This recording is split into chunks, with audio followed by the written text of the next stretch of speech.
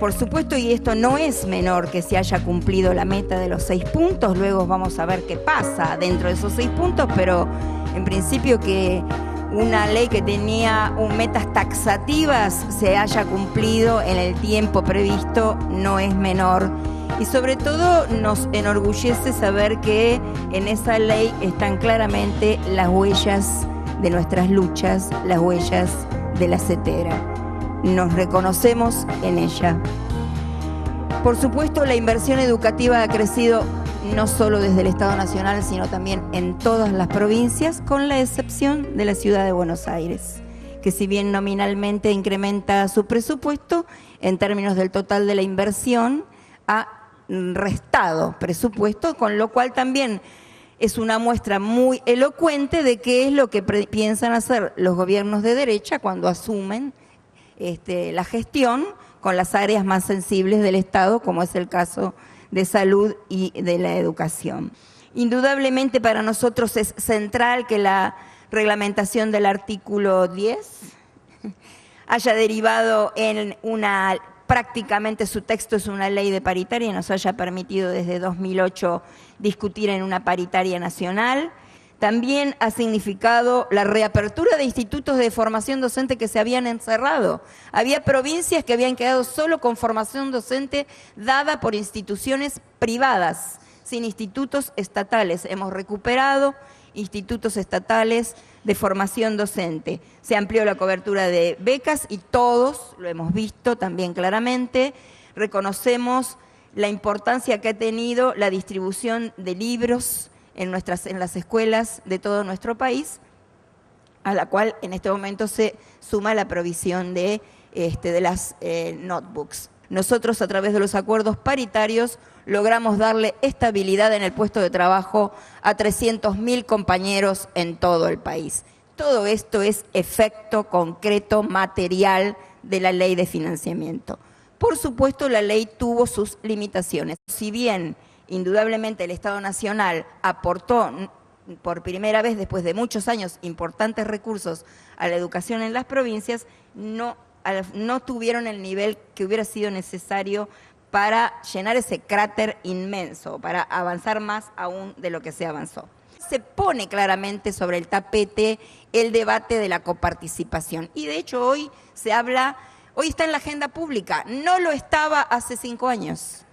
Sin pensar que sea fácil y que estemos cerca, de hecho se están analizando y lo están haciendo desde el gobierno nacional, algunos gobiernos provinciales, algunos legisladores y equipos económicos, están discutiendo alguna forma de reforma tributaria que de alguna manera ponga en movimiento este congelamiento que ha habido de la coparticipación federal, que hace que el 70% de los recursos queden en el Estado Nacional y el 30% en las provincias.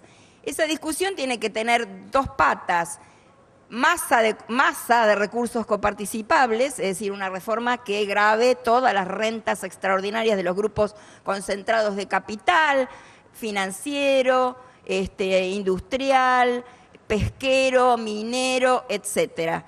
Y conseguimos una ley de educación que dice universalización del nivel inicial y escuela secundaria obligatoria. Metas extraordinariamente buenas por las cuales peleamos y también nos enorgullecemos y valoramos esa política y somos sus principales defensores. Pero hete aquí que la ley de financiamiento no da cuenta de estas metas de la nueva ley de educación. Además, hemos tenido también un nuevo gran avance de suma importancia, que es la universalización de las asignaciones familiares, que es también una lucha nuestra de muchos años. Y que finalmente también luego de muchos debates el gobierno tomó y llevó a cabo. Ahora, ¿qué tenemos en esto? Una medida de universalización, una medida social, una política pública social de carácter universal que potencia y perfecciona la Ley de Educación Nacional. Con lo cual el desafío es cómo hacer para acelerar los tiempos de que efectivamente el nivel inicial se universalice y efectivamente la escuela secundaria sea obligatoria en el sentido de que el Estado ofrezca las posibilidades de la accesibilidad, permanencia y apropiación del conocimiento de todos nuestros adolescentes y jóvenes en las escuelas secundarias. En el 2001 estábamos peleando para que no nos rebajaran tanto el salario. No para que no nos lo rebajaran, para que no nos lo rebajaran tanto y para cobrarlo y para que los papelitos de colores que se daban en muchas provincias como moneda sirvieran para comprar, porque en algunas valían menos del 50% que su valor nominal. Eso fue hace menos de 10 años y hoy estamos peleando, gracias a estos avances, porque tenemos todos los chicos en las escuelas, muchos más chicos en las escuelas, y por supuesto esto requiere aceleramiento de los tiempos de inversión para que haya escuelas, equipamientos, profesores, libros y transportes, graves problemas. Los problemas que tenemos de infraestructura en muchísimas provincias son muy graves realmente.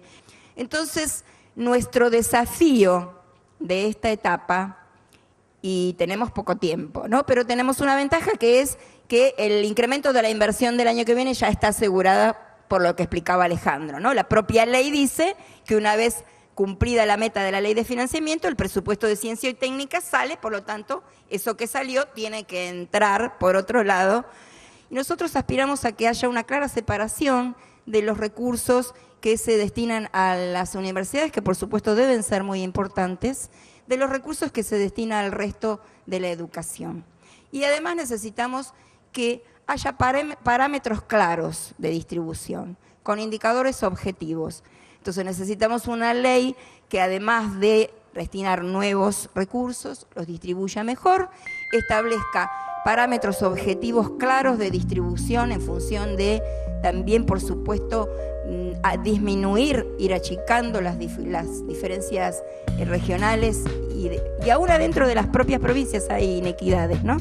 Necesitamos que cada una de nuestras organizaciones en su provincia hable con sus propios legisladores y se vaya tejiendo este entramado tan fuerte que fue el que hizo posible la sanción de nuestra ley de educación, el que hizo posible la sanción de la ley de financiamiento, el que hizo posible la sanción de la ley de medios, el que hizo posible el decreto de la universalización de las asignaciones familiares, porque esto es cuando suceden políticas de avance en el sentido de la justicia social, siempre detrás de ellas podemos detectar, podemos develar enormes luchas populares que son las que construyen la correlación de fuerzas que las hacen posibles. Muchas gracias.